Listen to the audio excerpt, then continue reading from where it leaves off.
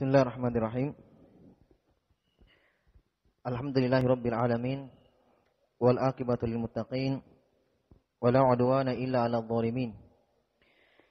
Asyhadu an la ilaha illallah wahdahu la syarikalah waliyus shalihin wa asyhadu anna Muhammadan abduhu wa rasuluhu wa khatamun nabiyyin sallallahu alaihi wa ala alihi wa ashabihi ajma'in, amma ba'd. Al-ikhwan wal akhwat rahimani wa rahimakumullah. Alhamdulillah, pada malam hari ini kembali kita melanjutkan kajian rutin kita dalam membaca Umdatul Ahkam, kumpulan hadits-hadits pokok dalam hukum-hukum fikih yang dikumpulkan oleh Abdul Ghani Al-Maqdisi Al-Hambali rahimahullahu taala, yang dimana hadits-hadits ini yang disepakati keabsahannya oleh dua imam, Bukhari dan Muslim.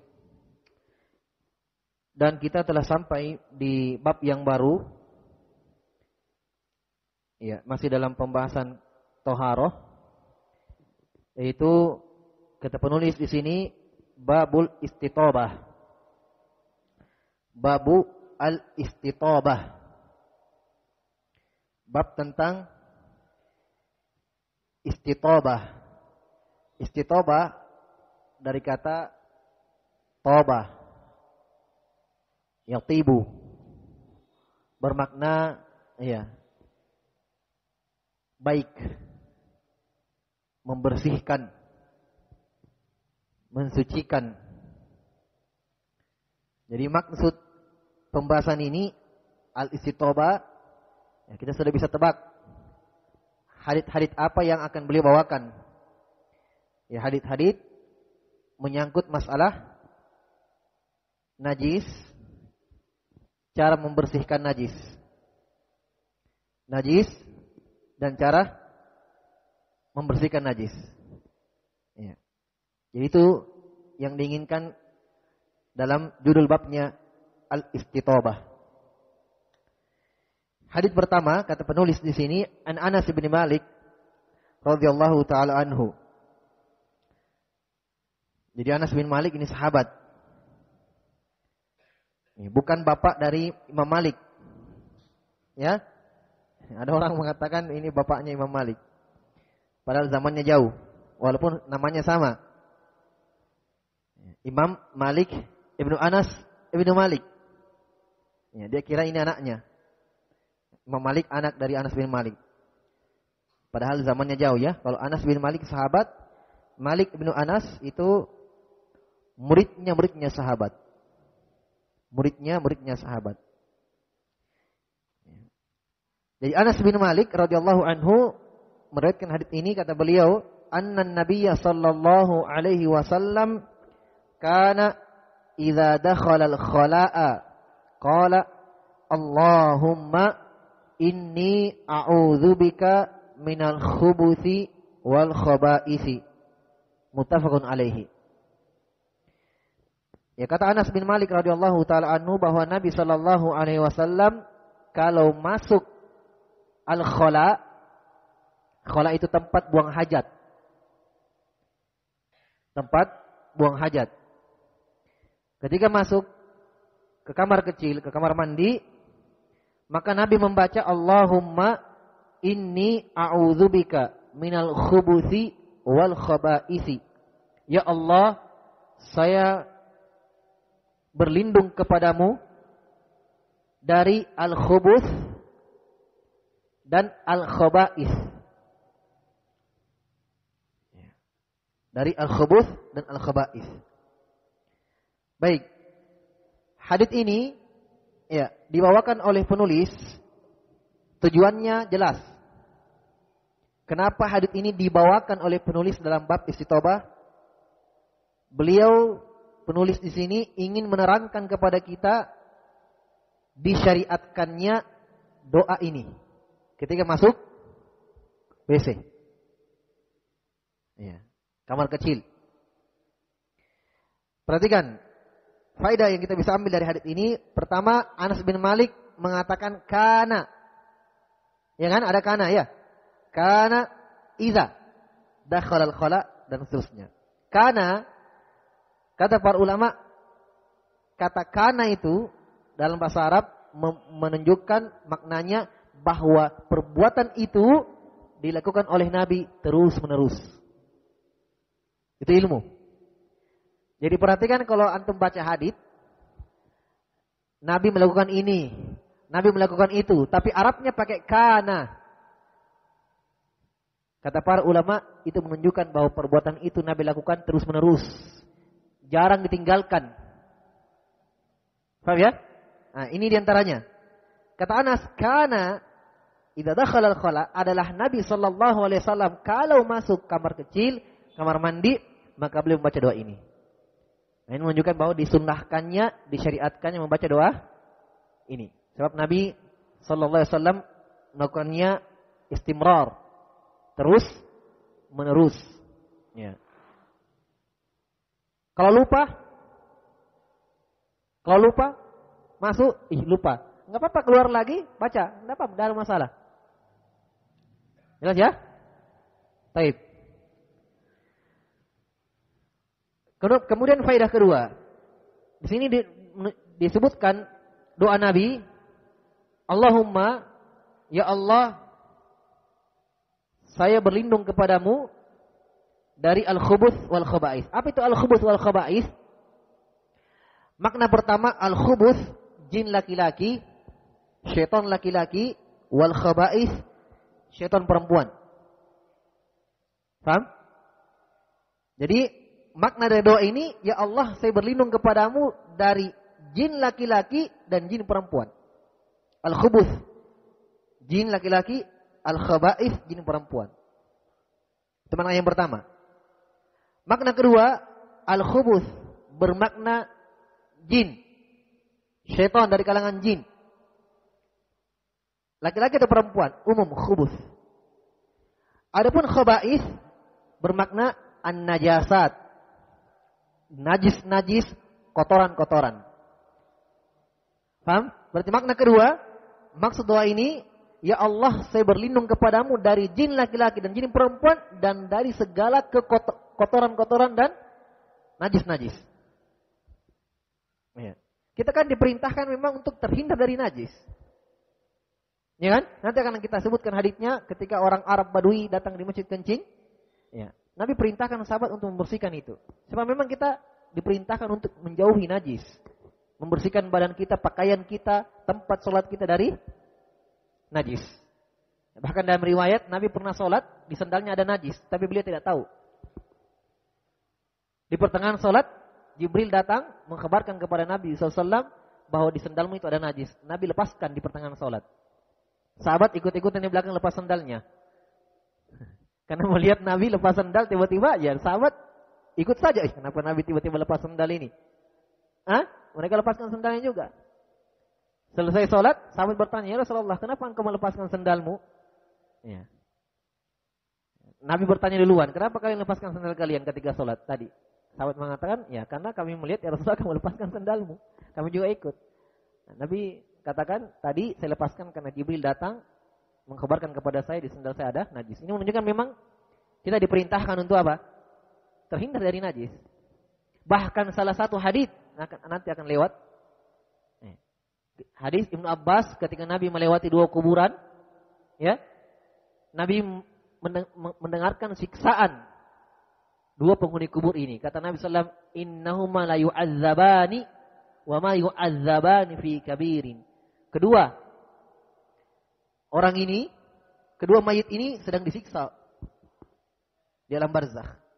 Dan mereka tersiksa bukan karena perkara yang berat mereka tinggalkan, ringan.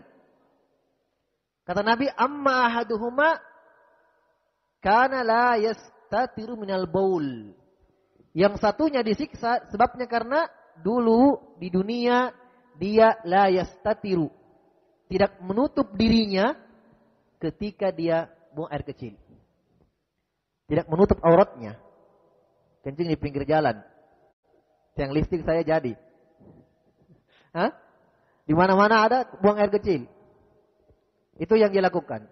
Di antara maknanya la yastatiru, yaitu dia Dalam riwayat yang lain dikatakan la yatawaqqa, tidak menghindarkan pakaiannya, tidak menghindarkan dirinya dari percikan air kencingnya.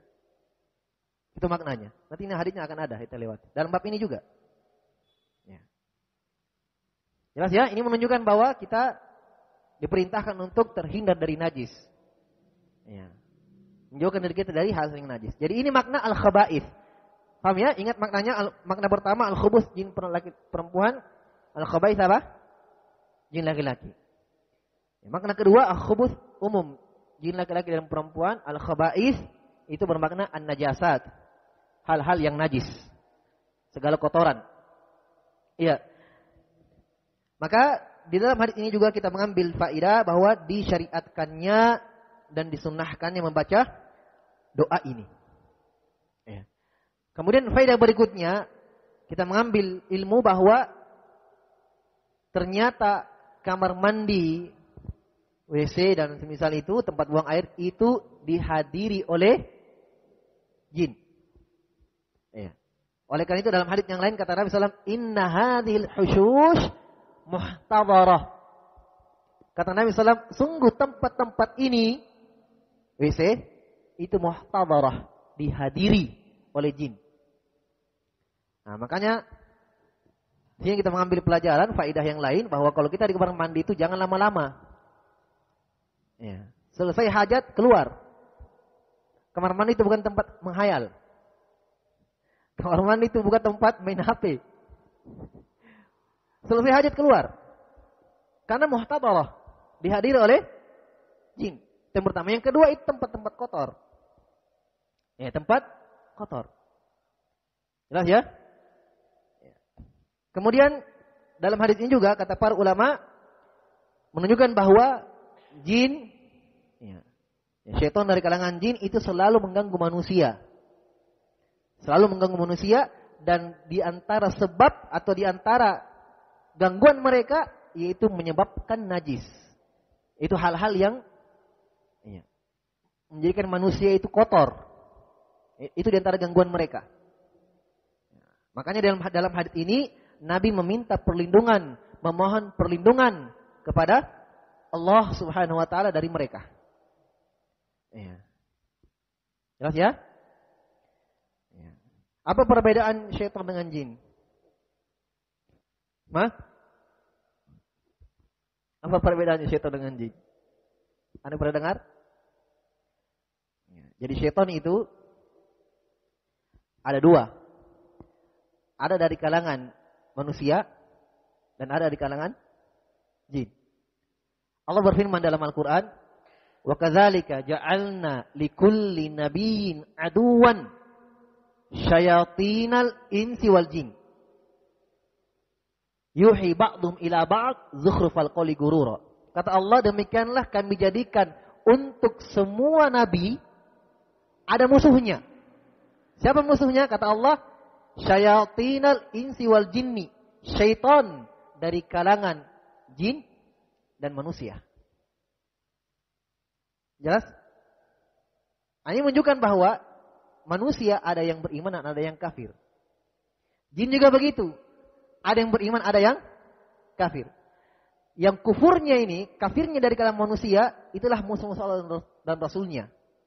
Itulah musuh-musuh Allah dan Rasulnya. Inilah mereka syaitan dari kalangan manusia yang menentang Rasul, menghalangi dakwah Rasul, mengganggu orang-orang yang beriman, ya, mencela orang-orang yang beriman.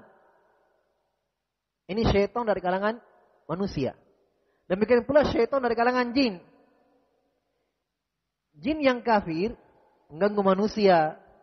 Nah, itu kita katakan syaitan. Itulah makna syaitan. Jelas ya? Jadi kalau kalian tanya apa perbedaan syaitan dan jin, itu perbedaannya. Jin yang kafir, jin yang jahat itulah syaitan. Demikian pula di kalangan manusia. Dikatakan syaitan dari kalangan manusia. Baik. Kemudian dalam hadis ini juga terdapat faidah, terdapat ilmu bahwa wajibnya kita menjauhkan diri kita dari najis, dari hal-hal yang kotor. Kemudian faedah lain juga disyariatkan kita selalu berbersih, selalu membersihkan diri. dari hal-hal yang kotor. Allah berfirman, "Innallaha yuhibbut tawwabina wa yuhibbul mutatahhirin." Allah Subhanahu wa taala mencintai orang-orang yang selalu bertaubat dan mencintai orang-orang yang selalu bersuci. Ya. Bahkan ini adalah sebab-sebab yang mendatangkan kecintaan Allah Subhanahu wa taala kepada kita. Itu ketika selalu membersihkan diri. Ya. Mandi, berbersih. Ya. Dan ini menunjukkan juga faedah lain bahwa Islam selalu mengajarkan kita yang baik-baik. Ya. Nah, makanya di sini kita melihat bahwa akal yang sehat itu tidak pernah bertentangan dengan syariat Islam. Itu akal yang sehat. Makanya coba kita lihat ya, seluruh syariat-syariat dalam Al-Quran atau Sunnah, kalau kita lihat selalu kebaikan. Selalu mengajarkan yang baik-baik. Yang bersih-bersih. Ya. Akal sehat pasti selalu menerima itu. Makanya sebagian ulama menulis buku mengungkap, menyebutkan hikmah-hikmah syariat, maksud-maksud pensyariatan. Seperti misalnya Syekh Abdurrahman Nasir As-Sa'di punya buku judulnya Mahasinul Islam, keindahan Islam. Beliau sebutkan syariat-syariat, bentuk syariat, dan beliau sebutkan hikmahnya. Banyak sekali, misalnya beliau bawakan misalnya sholat berjamaah, kenapa diwajibkan? Apa hikmah kenapa diwajibkan sholat berjamaah? Berkumpul di masjid. Beliau sebutkan hikmahnya, Masya Allah banyak sekali kebaikan-kebaikan di balik itu. Dengan adanya sholat berjamaah, kita berkumpul di masjid. Ya. Semakin kuat tali persaudaraan di masjid. Yang dulu mungkin tidak kenal, ya, misalnya ada tetangga baru datang, ya. Salat berjamaah di masjid, ketemu di masjid. Ya. Kemudian berkumpulnya di masjid mereka dengan salat berjamaah menghilangkan hasad, menghilangkan kedengkian, bertemu. Ya. Subhanallah banyak hikmahnya. Ya. Nampak syiar-syiar Allah Subhanahu wa taala dengan dimakmurkannya masjid. Ya. Demikian pula Allah Subhanahu wa taala menghitung langkah kaki kita dari rumah ke masjid sebagai pahala. Kebaikan besar. Dunia dan di akhirat. Dunia dan di akhirat. Itu diantara hikmah. Walaupun dengan seperti itu bahwa beliau mengatakan bahwa ini baru berapa yang disebutkan. Masih banyak hikmah-hikmah yang lainnya. Nah, sama di sini juga. Kita lihat ya bagaimana Islam mengajarkan kita kebersihan. Mengajarkan kita kebersihan. Dan ini diterima, sangat-sangat diterima oleh akal yang sehat. Baik. Kemudian di dalam hadits ini, bahwa doa ini dibaca ketika masuk. Terus ketika keluar, beliau tidak sebutkan hadits ketika keluar. Beliau tidak sebutkan hadits, beliau tidak masukkan hadits doa keluar WC. Doa keluar kamar mandi. Beliau tidak sebutkan. Ya. Kenapa? Ya, karena hadits itu di luar Bukhari dan Muslim. Sementara buku ini beliau hanya kumpulkan hadits-hadits hukum yang dikeluarkan oleh dua imam itu, Bukhari dan Muslim. Apa doanya keluar? Baca ghufranak. Baca ghufranak. Ya. Hadits ini dianggap sahih, dianggap kuat oleh sebagian ulama kita, ulama ahli hadits. Ya, jadi mereka yang menganggap hadits ini kuat, bisa dipakai beramal, mereka amalkan doa itu. Tapi sebagian ahli hadits yang lain menganggap hadits ini ada kelemahan di dalam rantai sanadnya, tidak bisa dipakai berdalil. Seperti Syekh Muqbil rahimahullahu taala, karena di dalam periwayatan atau rawi hadits ini ada yang tidak dikenal orangnya. Itu namanya Yusuf bin Abi Burdah. Ini majhul. Maka menurut mereka bahwa hadits ini tidak kuat. Jadi bagi mereka, ya, dengan mereka anggap lemah hadits ini, mereka tidak baca doa itu. Jelas ya? Baik. Kemudian di dalam hadits ini, Nabi SAW membaca doa, Allahumma inni a'udzubika minal khubuthi wal khabaithi. Di antara hikmahnya, karena ketika kita masuk di dalam tempat tersebut itu kita takasyuf, membuka aurat. Jelas ya? Membuka aurat. Nah, sementara tempat-tempat itu dihadiri oleh jin. Ya, dihadiri oleh jin. Maka di antara hikmah doa ini kita tertutupi dari hal tersebut. Walaupun pakaian kita buka, dengan doa yang kita baca itu tertutupi dari pandangan-pandangan mereka. Itu di antara hikmah a'udzubika minal khubuthi wal khaba'ith. Ya Allah, saya memohon perlindungan, meminta perlindungan kepadamu dari mereka semua. Jelas ya? Jin laki-laki dan jin perempuan. Maka kalau dari sini kita melihat hikmah, ya, kita melihat makna doa ini sangat luar biasa. Maka hendaknya jangan kita meninggalkan doa ini. Sangat baik untuk dibaca. Kemudian, apakah doa ini dibaca ketika masuk tempat yang ada untuk buang air besar saja, atau dibaca juga di tempat yang hanya buang air kecil? Sebab ada kadang kamar mandi dia tidak ada klosetnya. Jadi dia hanya untuk mandi dan buang air kecil. Al-khala itu keumumannya dipakai untuk buang air besar. Paham ya? Iya.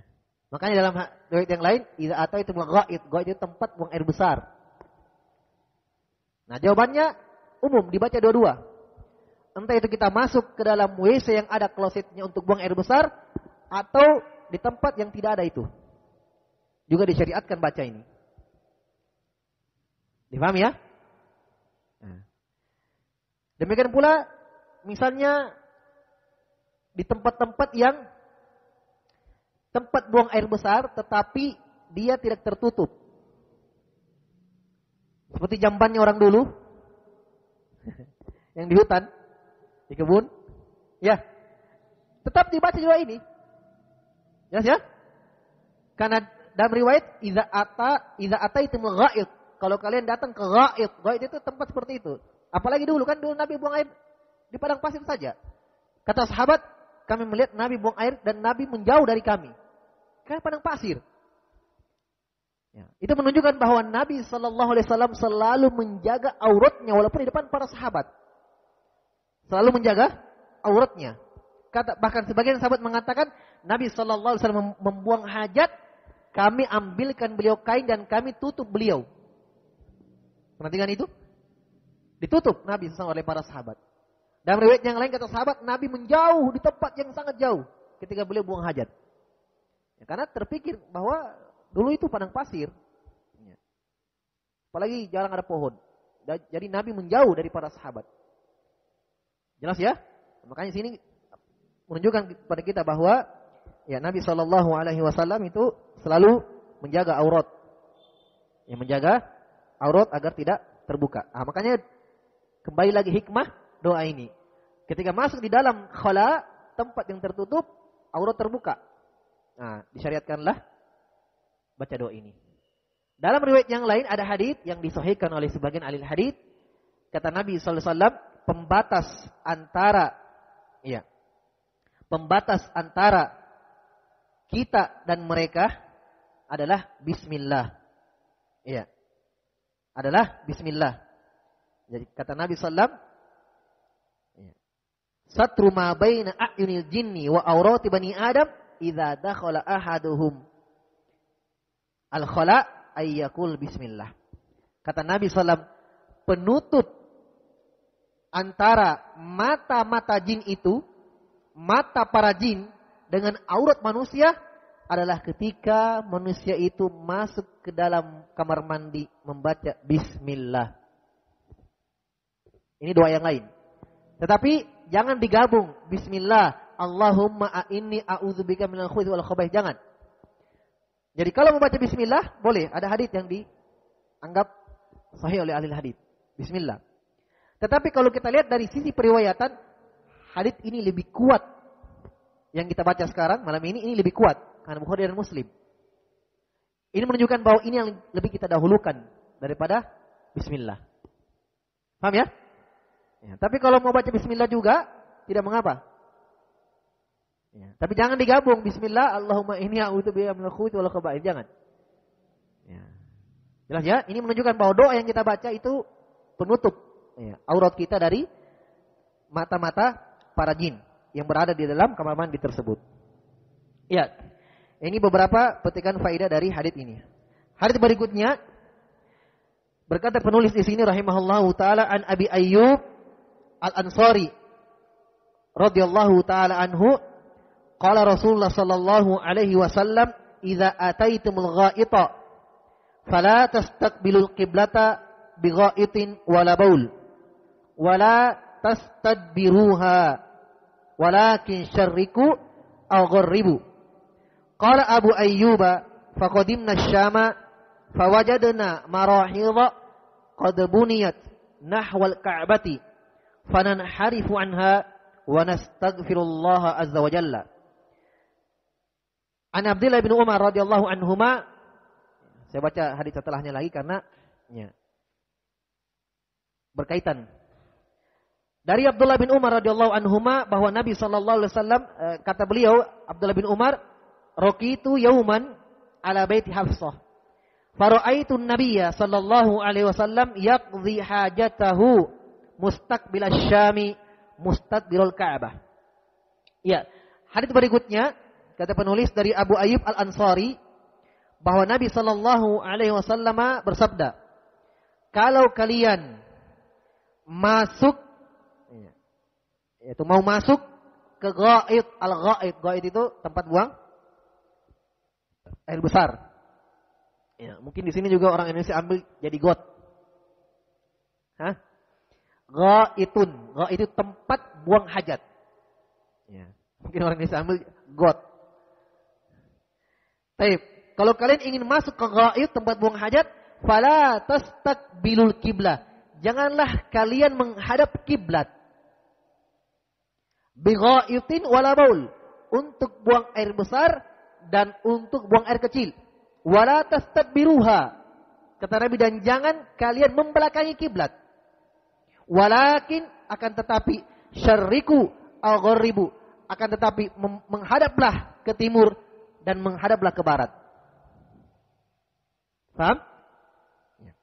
Kemudian kata Abu Ayyub, sahabat yang meriwayatkan hadis ini, kata beliau, faqadimna Syam, maka ketika kami datang ke Syam, Syam itu ya sekarang Suriah, Palestina, Yordania itu Syam. Ya.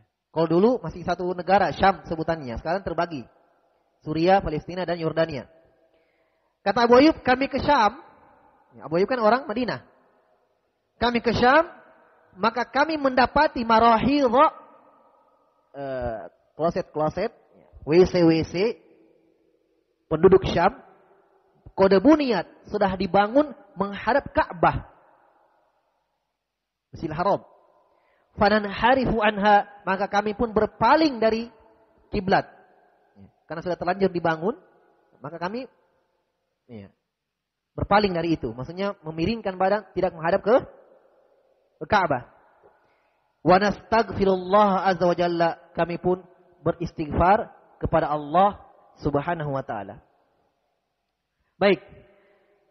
Dalam hadis ini makna secara global kita sudah mengetahui bahwa di sini disebutkan dilarang menghadap kiblat dan membelakangi kiblat. Inilah maksud penulis membawakan hadis ini untuk menjelaskan kepada kita hukum menghadap ke kiblat atau membelakangi kiblat ketika membuang air besar atau buang air kecil.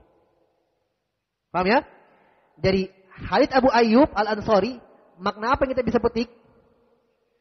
Ya. Dilarang apa? Menghadap ke kiblat, dan dilarang apa? Membelakangi kiblat. Berarti dilarang menghadap sana, dilarang menghadap ke sana. Buang air besar dan buang air kecil. Baik. Dalam hadits ini Nabi mengatakan tapi menghadaplah ke timur dan menghadap ke barat. Jangan bingung. Jelas ya? Karena pembicaraan Nabi ini tertuju kepada ahli Madinah. Dan kiblat ahli Madinah menghadap ke selatan. Makanya kata Nabi, berarti kalian harus menghadap ke timur atau ke barat. Paham? Kalau kita arahkan ucapan Nabi ini, berarti Nabi suruh kita apa? Menghadaplah ke timur, menghadaplah ke barat. Berarti kita hadap kiblat. Jelas ya? Ya, jadi khitab Nabi ini kepada penduduk Madinah. Abu Ayyub Al-Ansari orang Madinah. Makanya Nabi mengatakan, kalian menghadaplah ke timur atau ke barat. Jangan menghadap utara atau selatan. Karena kalau kalian menghadap ke selatan, berarti kalian menghadap ke kiblat. Kalau kalian menghadap ke utara, membelakangi kiblat. Maka menghadaplah ke timur atau ke barat. Kalau kita, berarti menghadaplah ke utara atau ke selatan. Paham ya? Baik. Jadi di sini zahir hadits, makna yang tersirat ketika kita baca hadits ini, Nabi melarang menghadap kiblat dan membelakanginya. Ya, dan membelakanginya. Baik. Hadis setelahnya beliau bawakan. Ini terlihat ya bagaimana fakihnya pengarang di sini. Beliau bawakan hadits Abu Ayyub, setelah itu beliau bawakan hadits Abdullah bin Umar untuk mengisyaratkan kepada kita bahwa seakan-akan ada kontradiksi di sini. Perhatikan hadits Ibnu Umar. Ibnu Umar mengatakan, pada suatu hari saya naik ke rumah Hafsah. Hafsah siapa ini Hafsah? Istri Rasulullah. Ibnu Umar masuk ke rumah Hafsah. Apakah mahram antara Ibnu Umar dan Hafsah? Dia masuk ke rumah istri Nabi ini. Apa hubungan keluarga mereka? Hah? Saudara. Karena Hafsah adalah anak Umar bin Khattab. Dan Ibnu Umar adalah anak Umar bin Khattab. Berarti saudaranya, mahramnya. Berarti Ibnu Umar adalah ipar dari Nabi sallallahu alaihi wasallam. Kata Ibnu Umar, saya naik ke rumah Hafsah, saya masuk ke rumah Hafsah, faraaitun nabiyya sallallahu alaihi wasallam. Saya melihat Nabi sallallahu alaihi wasallam yaqdi hajatahu, membuang hajat. Kalau orang Arab mengatakan yaqdi hajah, itu kebanyakan penggunaannya, pengitlakannya buang air besar. Kalau dikatakan buang hajat berarti buang air besar. Nabi membuang hajat mustaqbil Syam, menghadap ke Syam dan membelakangi Ka'bah. Berarti Nabi membelakangi apa? Kiblat. Hadis sebelumnya Nabi melarang ya, wala tastadbiruha, dan jangan kalian membelakangi kiblat. Ya. Hadis Abu Ayyub, Nabi melarang membelakangi kiblat. Hadits Ibnu Umar, Nabi membelakangi kiblat. Bagaimana ini? Ini ada beberapa pendapat, tapi yang paling pertengahannya dan yang paling bagusnya, dan ini dikompromikan oleh para ahli fikih, dan ini dipilih oleh Syekh Muhammad bin Shalih Al-Utsaimin. Larangan Nabi di atas, Nabi melarang membelakangi kiblat dan menghadap ke kiblat, itu bagi orang yang tidak punya pembatas. Misalnya dia kencing di luar. Ya. Karena Nabi itu dulu padang pasir. Tidak ada penghalang. Di luar ruangan. Nah itu dilarang membelakangi atau menghadap kiblat. Kenapa? Karena dalam hadits Ibnu Umar masuk ke dalam rumah. Berarti apa? Hah? Pakai penutup. Ada tembok pembatas. Karena kata Ibnu Umar, saya masuk ke rumah. Jelas? Nabi membelakangi kiblat. Kata para ulama, di situ ada isyarat bahwa kalau kita kompromikan hadits ini, ingat, kalau ada kita baca hadits seakan-akan kontradiksi, ya, itu selalu ada jalan tengahnya. Dan ingat, kita harus yakini dan pahami bahwa tidak ada dalam Al-Quran atau Sunnah yang bertolak belakang. Tidak ada. Paham ya? Kata Imam Ibnu Khuzaimah rahimahullah, datangkan semua ayat-ayat kepada saya, datangkan semua hadits kepada saya yang menurut kalian bertolak belakang, saya gabungkan hadits itu. Saya jawab hadits itu. Jadi tidak ada. Adapun kontradiksi itu, bertolak belakang itu dari pemahaman kita masing-masing. Ya, karena Allah berikan ilmu kepada hambanya sesuai dengan yang Allah inginkan. Ada yang bisa dia jawab hadits itu, ada yang memang kita seakan-akan kontradiksi, padahal tidak. Ya, sama di sini, seakan-akan kan Nabi melarang. Hadits kedua, Nabi membelakangi kiblat. Maka jawabannya itu. Kalau di luar, buang kecil di luar, itu tidak boleh. Kalau tidak ada penghalang, tidak boleh membelakangi kiblat atau menghadap ke kiblat. Tapi kalau di dalam rumah, dan ini kebanyakan kita, tidak mengapa. Paham? Tapi afdolnya tetap diusahakan ya jangan menghadap kiblat atau membelakangi kiblat. Makanya di sini kita mengambil ilmu bahwa kalau orang mau bangun rumah, perhatikan arah kiblatnya. Jadi bisa dibentuk klosetnya. Kiblat di sana. Berarti klosetnya diusahakan jangan menghadap kiblat atau membelakangi kiblat. Tapi kalau sudah terlanjur seperti itu ya tidak mengapa karena dia di dalam rumah. Sebagaimana yang Nabi lakukan, Nabi juga membelakangi kiblat, membelakangi kiblat. Taib. Dan ini sering seperti ini, ya. Kadang Nabi SAW itu melarang, ya. Dan Nabi kadang lakukan. Jelas ya? Maka kata para ulama, larangan Nabi SAW itu bermakna haram asalnya. Tapi kalau Nabi lakukan larangan itu, maka larangan itu hukumnya berubah, turun dari haram bermakna makruh. Apa itu makruh? Boleh dilakukan, tetapi kalau ditinggalkan dapat pahala. Nah, ini diantara jawaban juga. Diantara jawaban. Sebagian ahli fikih berpendapat, mau di luar atau di dalam, itu hukumnya makruh. Kalau menghadap atau membelakangi kiblat. Ini juga pendapat yang dekat sebenarnya dengan kebenaran. Ya.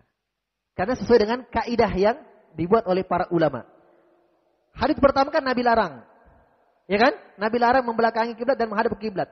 Hadis kedua Nabi lakukan. Berarti larangan Nabi, kata mereka, karohatut tanzih. Perintah untuk mendidik. Perintah untuk melakukan adab-adab Islami. Tapi apakah berdosa? Tidak. Paham? Paham ya? Saya contohkan. Nabi melarang minum berdiri. Ya kan? Nabi melarang minum berdiri. Tapi dalam hadis yang lain, kata Ali bin Abi Thalib, "Ra'aitun Nabiyya sallallahu alaihi wasallam yashrabu ma'a Zamzam qa'iman." Saya melihat Nabi sallallahu alaihi wasallam minum air Zamzam berdiri. Perhatikan, Nabi larang dalam hadis yang lain. Kita berdiri minum. Nabi lakukan. Kata para ulama, mudah. Berarti larangan Nabi di hadits yang pertama karohatut tanzih. Untuk mendidik kita. Membiasakan kita dengan adab-adab itu. Makruh minum berdiri. Tapi kalau dia duduk dapat pahala. Paham ya? Karena kalau berdosa, tidak mungkin Nabi lakukan.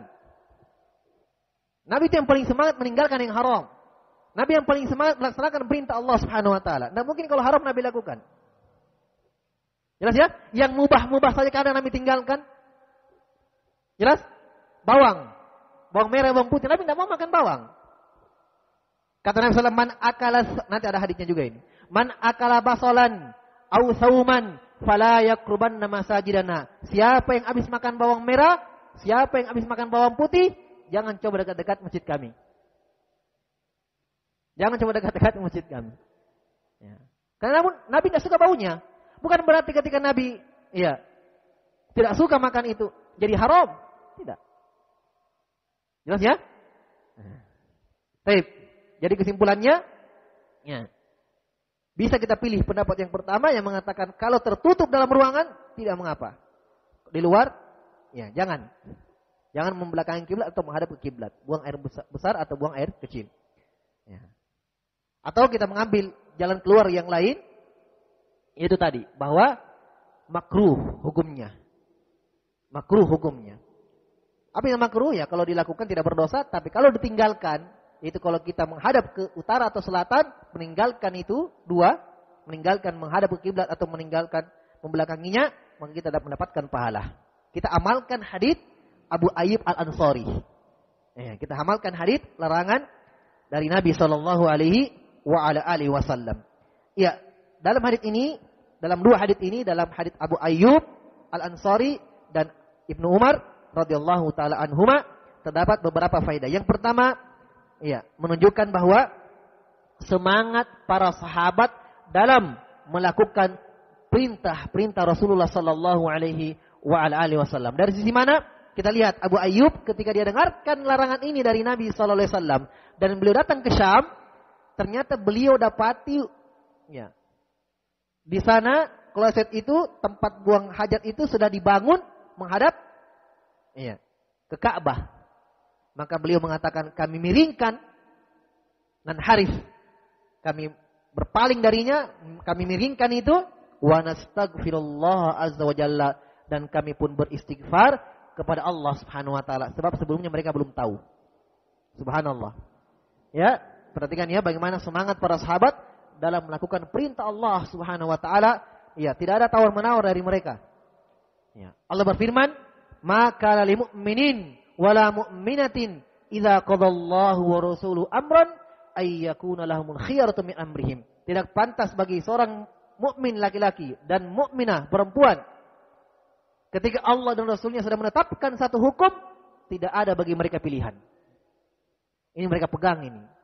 Ya. Mereka pegang. Aisyah radhiyallahu taala anha bercerita bahwa ketika awal turunnya ayat hijab. Dulu hijab belum wajib. Kata Aisyah radhiyallahu anha, tatkala turun ayat hijab, perintah untuk menutup tubuh mereka, kata Allah, wal yadribna bi khumurihinna ala juyubihinna. Hendaknya mereka menutup badan-badan mereka dengan hijab. Kata Aisyah radhiyallahu anha, ketika turun ayat ini, kami para wanita pada zaman itu belum punya kain. Tapi sudah turun ayat. Kata Aisyah, apa yang kami lakukan? Akhadna uzrahunna fasyaqaqnaha min qiblil hawashi fahtamarna biha. Kami pun mengambil sarung dan merobek jadi dua supaya lebar. Kami pun menutup langsung tubuh-tubuh kami dengan itu. Tidak ada sarung, tunggu dulu sebentar. Cari dulu. Hah? Ya, atau besoklah. Dalam hadits yang lain, hadits Anas, ketika turun pengharaman khamar. Khamar dulu boleh, para sahabat dulu minum. Karena belum ada pengharamannya. Ketika Allah haramkan khamar, pengharamannya itu bertahap. Iya. Awalnya, ya ayyuhalladzina amanu la taqrabus sholata wa antum sukara. Ini awalnya. Turun, boleh minum, boleh mabuk silahkan, tapi jangan kalau untuk sholat. Wahai orang-orang yang beriman, janganlah kalian mendekati sholat kalau kalian dalam keadaan teler. Di luar sholat silahkan kalian teler. Tapi ya, kalau mau sholat jangan. Ini kebiasaan. Ya. Sebab belum diharamkan. Jadi itu hikmah Allah Subhanahu wa taala. Kalau Allah haramkan sekaligus, Allah tahu bahwa mereka tidak akan mampu melakukannya. Karena sudah menjadi kebiasaan. Lihat ya, bagaimana Allah Subhanahu wa taala betul-betul menginginkan kebaikan untuk hamba-hambanya. Jadi diharamkan perlahan. Setelah itu turunlah firman Allah Subhanahu wa taala, ya ayyuhalladzina amanu innamal khamru wal maisiru wal ansabu wal azlamu rijsun min amali syaitan fajtanibuhu. Nah, ini baru pengharaman turun. Wahai orang-orang yang beriman, sungguh perjudian, khamar, babi, perjudian dengan lempar panah, semua rijsun, menjijikkan, fajtanibuh, jauhilah. Kata Anas, ketika turun ayat ini, semua minuman khamar yang kami simpan, kalau kita mungkin masih banyak jergen-jergen di rumah. Kata Anas, kami keluarkan semua, kami tuang di jalan-jalan Madinah sampai tergenang jalan-jalan Madinah dengan khamar. Tidak ada mereka kata, tunggu ya Rasulullah, masih ada satu jergen. Besok baru kan habis dulu ini. Tidak ada, mereka langsung ambil buang. Sudah turun ayat dari Allah Subhanahu wa taala. Haram. Karena Allah katakan dalam suratul Baqarah, khamar itu ada kebaikannya tapi lebih banyak kejelekannya. Wa ismuhuma akbaru min naf'ihima, kata Allah tentang khamar. Bahwa khamar itu kejelekannya, dosanya, kejelekannya lebih besar daripada kebaikannya. Ada kebaikannya khamar tapi lebih besar kejelekannya. Allah haramkan. Allah Subhanahu wa taala haramkan. Ini menunjukkan kepada kita bahwa tidaklah Allah perintahkan sebuah perintah kecuali pasti kebaikan, dan tidaklah Allah Subhanahu wa taala melarang kecuali itu pasti kejelekan. Kecuali pasti kejelekan. Ini menunjukkan kebiasaan atau ciri khas para sahabat bersegera dalam melakukan perintah. Bersegera dalam melakukan perintah. Dalam riwayat juga ketika turun ayat, dan ayat ini ketika turun berat untuk Nabi sallallahu alaihi wasallam, yaitu ayatul khiyar. Ayatul khiyar. Ayat yang turun memerintahkan Nabi sallallahu alaihi wasallam untuk memerintahkan istri-istrinya memilih. Apakah mereka pilih dunia dan isinya, ataukah mereka memilih Allah dan Rasulnya. Turun ayat, ya ayuhan nabiyyu qul li azwajika in kuntunna turidnal hayata dunya wa zinataha fata'alaina umatti'kunna wa usarrihkunna sarahan jamila. Wahai Nabi, katakanlah kepada istri-istrimu semua, panggil mereka semua, katakan kepada mereka, kalau kalian pilih dunia beserta isinya, kemari kalian, umatti'kunna, saya akan berikan kalian hadiah. Hadiah itu mut'ah. Mut'ah artinya hadiah yang diberikan oleh suami untuk istrinya ketika dia akan carikan istrinya. Ini mut'ah namanya. Jelas ya? Jadi kalau mau cerai, kasih hadiah dulu, cerai. Kasih hadiah. Pergi. Jelas ya? Kata Allah Subhanahu wa taala, umatti'kunna wa usarrihkunna sarahan jamila. Panggil mereka. Saya akan berikan kalian hadiah dan saya akan ceraikan kalian secara baik-baik. Ini kalau kalian pilih Allah dan Rasulnya. Ini ayat, perintah Allah untuk Nabi memilih. Memerintahkan istrinya memilih. Maka kata Aisyah dalam Sahih Bukhari, Aisyah mengatakan, sayalah orang yang paling pertama dipanggil oleh Nabi Sallallahu Alaihi Wasallam. Sini. Perhatikan, ya berat untuk Nabi ini. Nabi masih mengkhawatirkan istri-istrinya. Masih mengkhawatirkan istri-istrinya kalau mereka lebih memilih dunia dan isinya. Nabi hidup tanpa istri. Cerai mereka kalau mereka pilih dunia dan isinya. Kata Aisyah, sayalah orang yang pertama kali dipanggil ketika turun ayat itu. Kata Nabi SAW, ya Aisyah, ini uhadditsu laka amran. Saya akan memberitahukanmu satu perkara. Dan sebelum saya ceritakan kepadamu, jangan kamu terburu-buru untuk memilih sebelum kamu bermusyawarah kepada ayahmu, yaitu Abu Bakar As-Siddiq. Baru Nabi cerita ayat itu. Kata Aisyah radhiyallahu apa jawabannya? Perhatikan, subhanallah. Jawaban faqihatul ummah. Ummul mukminin Aisyah radhiyallahu anha. Jawabannya perempuan yang paling faqih dari umat Islam. Kata beliau radhiyallahu anha, ya Rasulullah, tidak usah saya musyawarahkan kepada Abu Bakar As-Siddiq. Tidak usah. Saya pilih Allah dan kamu ya Rasulullah. Makanya ayat setelahnya dalam surah Al-Ahzab, wa in kuntunna turidnallaha wa rasulahu wad darul akhirah fa innallaha a'adda lil muhsinati minkunna ajran 'azima. Dan kalau mereka memilih Allah dan Rasulnya dan darul akhirah, negeri akhirat, maka Allah akan mempersiapkan untuk mereka pahala yang besar. Kata Aisyah, untuk apa lagi saya tanya Abu Bakar As-Siddiq? Tentu saya memilihmu ya Rasulullah. Aman Nabi SAW. Nah, baru beliau panggil istri yang lain. Semuanya sama. Ya. Maka ini keadaan para sahabat radhiyallahu taala anhum. Maka wajar kalau Nabi SAW mengatakan, la tasubbu ashabi. Jangan kalian mencela mereka. Lau anna ahadakum anfaqa mithla udin zahaba. Kalau kalian berinfak sebesar gunung Uhud dari emas, ma balagha mudda ahadin wala nasifahu. Belum sampai satu mud dari mereka dan tidak pula setengahnya. Ya. Karena memang keimanan yang besar dalam hati mereka, pengorbanan mereka, ya. Cepatnya mereka, bersegeranya mereka dalam melakukan perintah Allah Subhanahu wa taala. Ya. Demikian pula di sini Abu Ayyub Al-Ansari radhiyallahu taala anhu. Ya, demikian pula dalam hadis ini kata para ulama menunjukkan kepada kita kesederhanaan Nabi sallallahu alaihi wa ala alihi wasallam. Ya. Beliau orangnya sederhana. Ya. Zuhud. Ya. Tetapi ingat, sederhana itu, zuhud itu bukan berarti harus kumuh.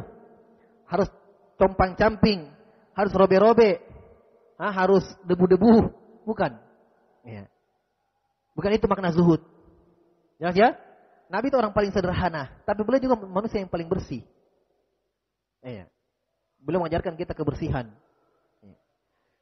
Kata para ulama di sini menunjukkan kesederhanaan beliau. Kenapa? Ya. Karena Ibnu Umar masuk rumah, tidak disebutkan bahwa saya masuk ke kamar Nabi. Ya kan? Ibnu Umar kata beliau, saya masuk ke rumah Nabi, saya langsung lihat beliau buang air. Menunjukkan rumah beliau kecil, sederhana. Ya. Dan ini dijelaskan juga dalam hadits Aisyah. Aisyah kata beliau, ketika Nabi sholat, saya tidur di depan beliau, dan ketika beliau mau sujud, ghamazani, beliau menggeser kakiku dan sujud di situ. Kemudian setelah itu beliau melepaskan tangannya. Untuk sujud saja, tidak cukup. Kamar beliau radhiyallahu anha. Masya Allah. Ya. Nabi sholat, Aisyah tidur.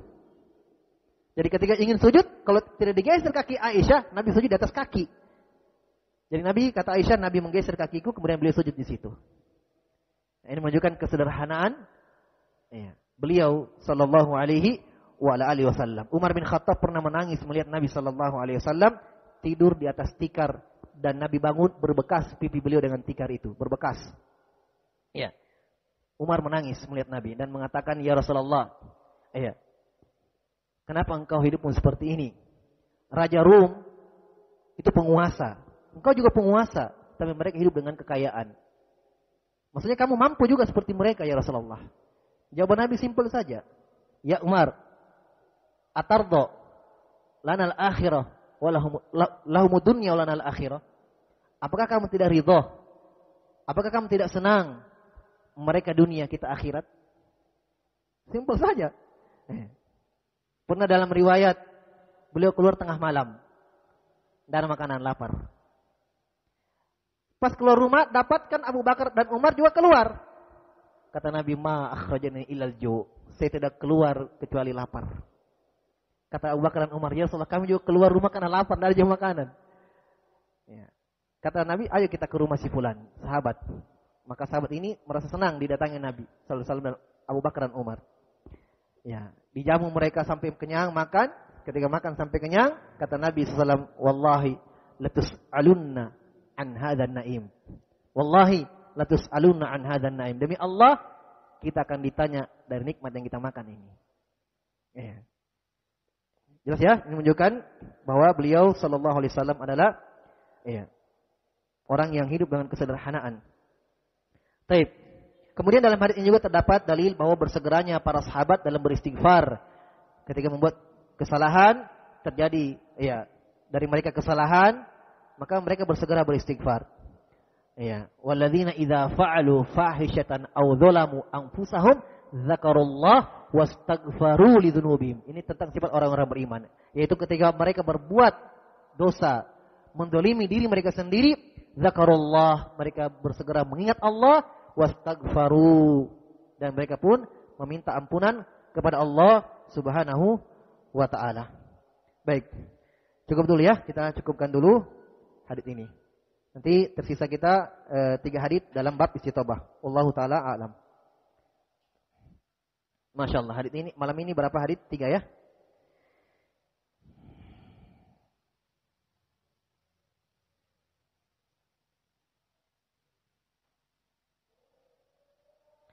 Ya, ini pertanyaan bagus. Saya sering baca doa ketika masuk WC. Seringkali sebelum masuk seakan-akan lisan saya bergerak membaca dalam hati.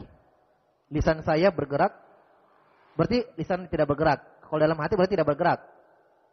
Ya, dari membaca itu, Syekhul Islam Ibnu Taimiyah menyebutkan dalam Majmu' Fatawa, ketika sholat, sepakat para ulama bahwa kalau ada orang baca Al-Fatihah atau baca doa-doa sholat, tidak bergerak mulutnya, itu tidak dianggap membaca.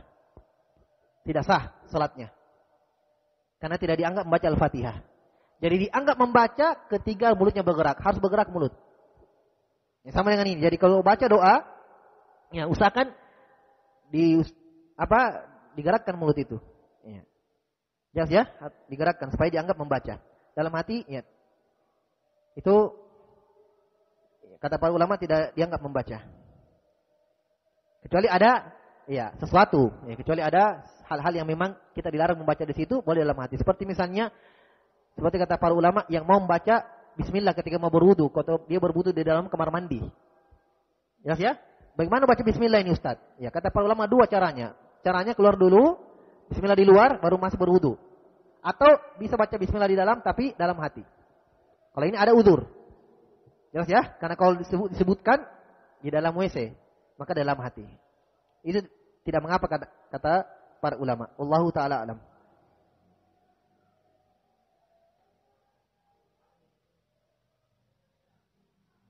Apakah boleh niat mengambil air wudu jika masuk toilet? Tetapi sebelum berwudu buang air kecil terlebih dahulu? Ataukah harus keluar dari toilet dahulu kemudian masuk lagi untuk berwudu? Bagaimana ini? Saya niat mengambil air wudu jika masuk ke toilet. Tetapi sebelum berwudu buang air kecil terlebih dahulu. Ataukah harus keluar dari toilet dulu kemudian masuk lagi untuk berwudu? Ya, tidak apa-apa. Ya, niatnya mau berwudu ke dalam, tetapi ya tiba-tiba ada perasaan mau buang air kecil saja. Tidak usah keluar lagi. Ya. Dan adapun tentang bismillah ketika wudu, kemarin kita tidak sebut hukumnya ya. Hah? Ya, bismillah ketika wudu itu tentunya sebagaimana yang telah kita pahami bahwa ada silang pendapat di kalangan ahli fikih. Jelas? Imam Malik 4 atau 5 pendapat dari beliau. Pernah beliau mengatakan haram, pernah beliau mengatakan bid'ah, pernah beliau mengatakan sunnah, bahkan pernah beliau mengatakan makruh membaca bismillah ketika wudu. Jelas ada silang pendapat di kalangan ulama. Imam Ahmad kata beliau, saya sudah periksa semua hadits-hadits yang menyebutkan membaca bismillah ketika berwudu. Dan kata Imam Ahmad tidak ada hadits yang kuat. Ini Imam Ahmad al-Hadits. Kalau masalah hadits jagonya. Saya periksa semua hadits-hadits yang menyebutkan mengucapkan bismillah ketika wudu, tidak ada yang kuat. Sudah kita sebutkan 2 hadits, Utsman bin Affan dan hadits Abdullah bin Zaid. Ada bismillah? Tidak ada. Mereka langsung mencuci tangan. Kalau Nabi baca bismillah, masa Utsman mau sembunyikan? Dikuatkan oleh Abdullah bin Zaid, masa beliau menyembunyikan bismillah? Padahal sahabat itu dalam menukil perbuatan Nabi, tidak ada yang disembunyi. Jangankan yang jelas, jangankan yang jelas, yang tidak jelas pun mereka melihat, menukil sampai kepada kita. Contohnya, bacaan Nabi di sholat duhur dan asar setelah surah Al-Fatihah. Dalam hadits banyak, kata sahabat Nabi baca wadduha, Nabi baca sabbisma rabbikal a'la di sholat duhur dan asar. Sekarang sholat duhur asar dikecilkan atau dikeraskan? Dikecilkan. Bagaimana sahabat tahu Nabi baca itu? Dalam hadits dikatakan, kunna na'rifu qira'atan Nabi sallallahu alaihi wasallam bitirabi lihiyatihi. Kami tahu bacaan Nabi dengan melihat jenggotnya bergerak. Menunjukkan kata para ulama, para sahabat itu tidak ada yang mau tersembunyi. Apa yang mereka saksikan, mereka sampaikan. Jelas? Apa yang mereka lihat, mereka sampaikan. Apalagi kalau perkara yang nampak. Ya, seperti cara bersedekap, angkat tangan, nanti kita bahas dalam sholat. Jelas ya? Baik. Jadi pendapat yang benar, pendapat yang lebih kuat, yang saya condong kepadanya, yaitu pendapat yang mengatakan bismillah tidak syariatkan. Ya, jadi kalau saya, misalnya saya sendiri kalau berwudu, tidak ada karena dari baca jadi berwudu dalam kamar mandi. Tapi kalau yang mau membacanya, itu tadi jawabannya. Kalau mau baca bismillah di luar. Ya, jadi tidak apa-apa kalau masuk ke dalam, ya mau sudah memang murid berwudu juga dan buang air kecil, baca doa masuk WC, sekalian baca bismillah di luar untuk wudunya, tidak ada masalah, boleh. Jelas ya? Jangan usah keluar lagi baca bismillah masuk lagi. Khawatirnya kalau masuk lagi berarti baca lagi doa a'udzubika minal khubuthi wal khaba'its lagi. Jelas ya? Jadi di luar bacanya. Dan itu juga bisa dalam hati kata para ulama. Wallahu a'lam. Semoga Allah menjaga antum. Amin. Apakah sama musholla dengan masjid? Jika tidak, bolehkah salat tahiyatul masjid di musholla? Boleh. Masjid dan musholla, selama musholla itu dipakai salat 5 waktu, dianggap tempat ibadah salat, ya. Masjid, musholla sama hukumnya. Salat tahiyatul masjid. Kan yang membedakan cuma dipakai Jumat atau tidak, kan begitu. Kalau masjid dipakai Jumat, musholla tidak dipakai Jumat. Tapi dia musholla, tempat salat 5 waktu, ada azan ditegakkan di situ, makanya dipakai salat 5 waktu, maka salat tahiyatul masjid berlaku. Jelas ya? Baik, cukup dulu insyaallah taala alam. Ya subhanakallahumma wa bihamdik asyhadu an la ilaha illa anta astaghfiruka wa atubu ilaik. Wa akhiru da'wana alhamdulillahirabbil alamin.